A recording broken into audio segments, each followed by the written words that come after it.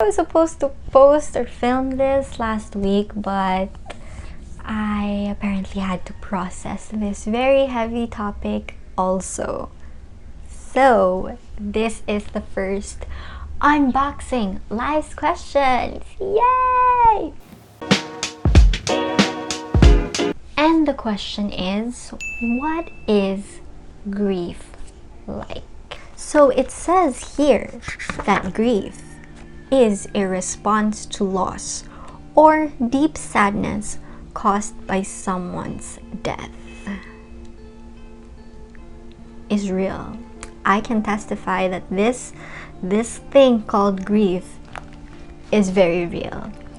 I was barely 15 years old when God took my mom home. And I guess at that time, no, I'm sure at that time, I wasn't aware.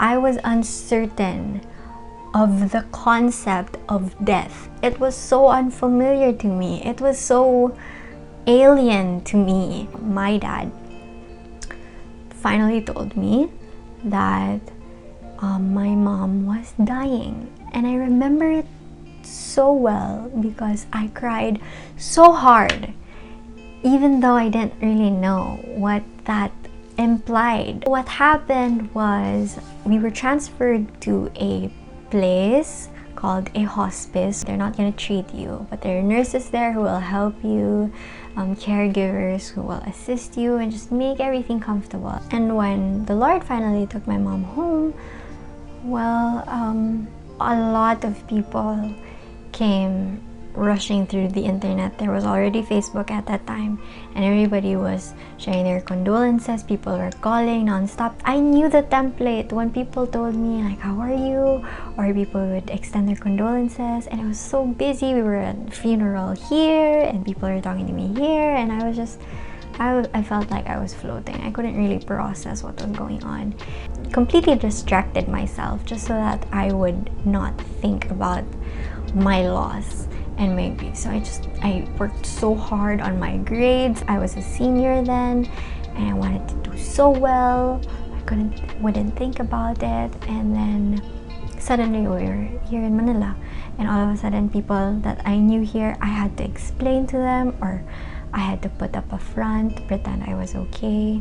So it was a very long, hard process, and I still do cry, I still do grieve. But I would say that by God's amazing grace that I am healed from that sorrow. You know, I'm not stuck there anymore. Some days are better. Some are really terrible. One time you're seeming to live your life normally, then something reminds you of your loved one. Maybe it's her smell, it was something that she used to say, maybe it was a memory, maybe you saw someone who reminded you of her. Then suddenly you're overcome by this sheer longing of if onlys. If only I loved her better. If only I cared for her more, didn't fight over trivial things those times, didn't ignore her when I was angry. If only she could see me right now when I graduated, when I get married and have a family. If only I could get one last hug, one last time to say the things I love about her and how much she means to me. If only.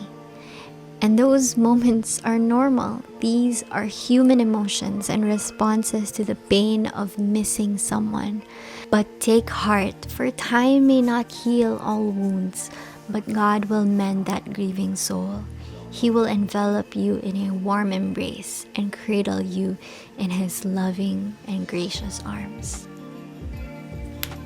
If you've seen my other video before, I said that time doesn't heal, and I still believe that. There were so many people who tried to comfort me and say that time will heal your wounds after a few years, you know, it would be faded already, but I still feel as if it were yesterday, and it's not time that will heal you. It is really God. Now that I grieve over my mom's death, it's not anymore that I'm bitter or I have these regrets, but more of just missing her so much, and I think it's a good thing because she made such a huge impact in my life that I can never ever forget her. That she will always be a model. She'll always be someone that I look up to, a woman of God. Like in Psalms 56, when David tells God, "You have kept all my tossings and you hold my tears in a bottle." You keep my tears in a bottle.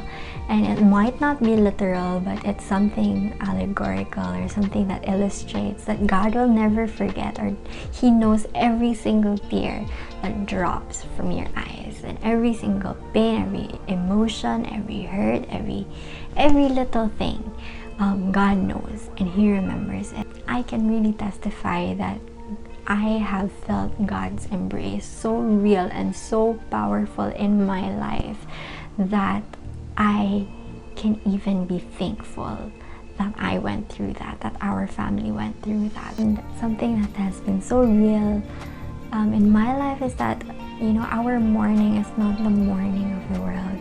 It has hope, that although we are in sorrow, in grief, we are still hopeful and hopeful in God. And I can say that God has been really faithful and gracious in His dealings with me, although so many times I pushed Him away.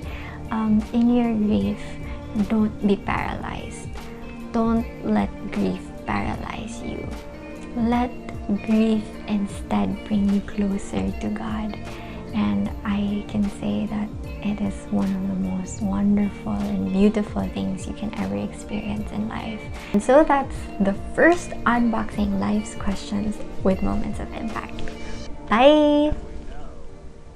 That in all things God works for the good of those who love Him, who have been called according to His purpose.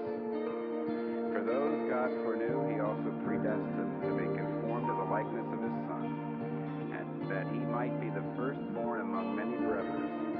And those He predestined, He also called. And those He called, He also justified. And those He justified, He also glorified.